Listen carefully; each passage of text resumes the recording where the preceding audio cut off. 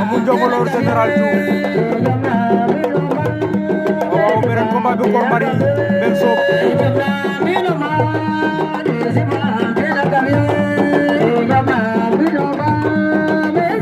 Jatti Général Diouf tàgg na ko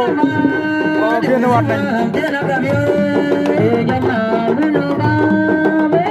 arbitre oo na leen si diggu géew bi avertissement pour Mamou Njongolor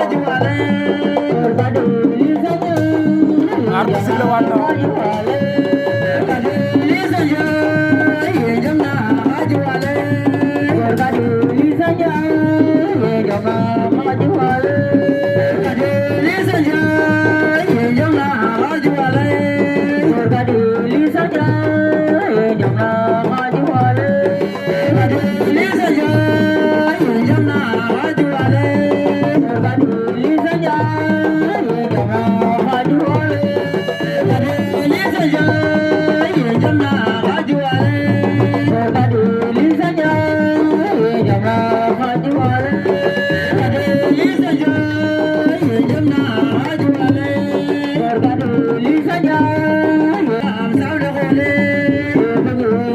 aca Kor Marie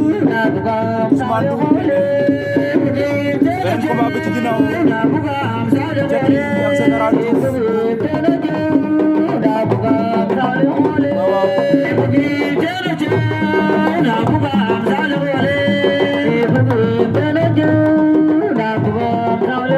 Kor Marie Ousmane Ndour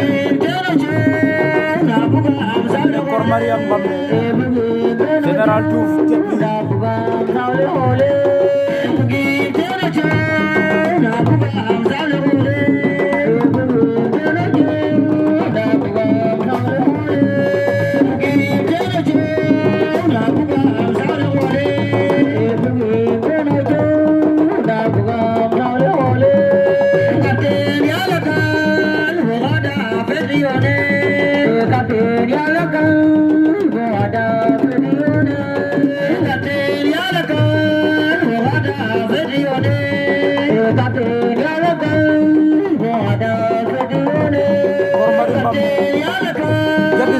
Général jël na ko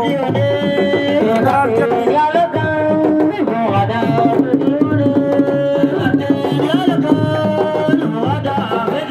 waaw Mbamne daan na Kor Marie wala lu arbitre wax waaw Mbamne Ousmane Ndour daan na Kor Marie Mbel Sob aca Mbamne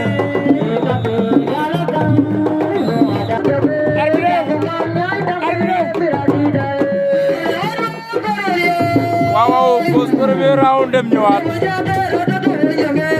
Général Diouf Jatti ndeysaan Général Diouf à gauche Jatti à droite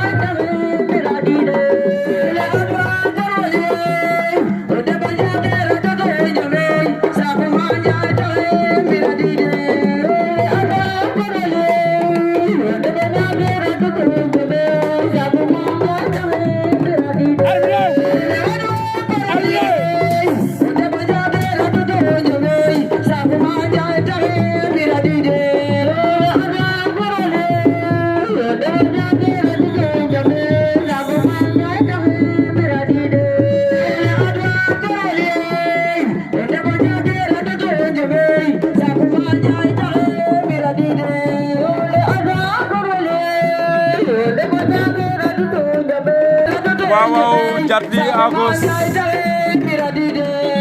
Général Diouf à droite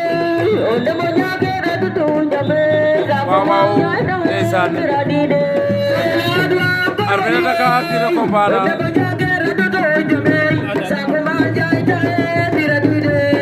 li Général waaw Général Diouf Jatti ndeysaan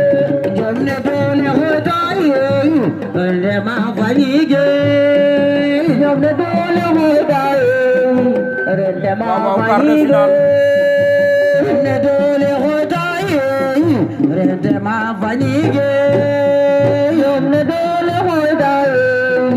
Rente ma vanige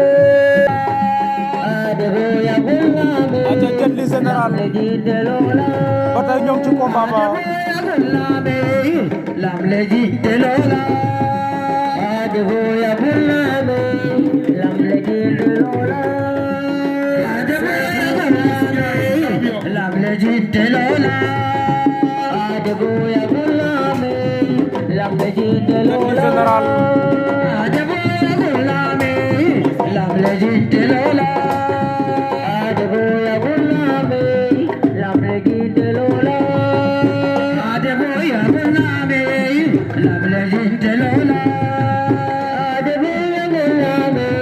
Général jàpp na ñaari loxo ca jàmm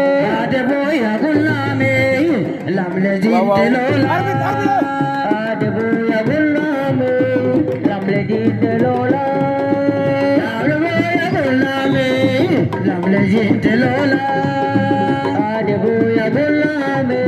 temps ba jeex na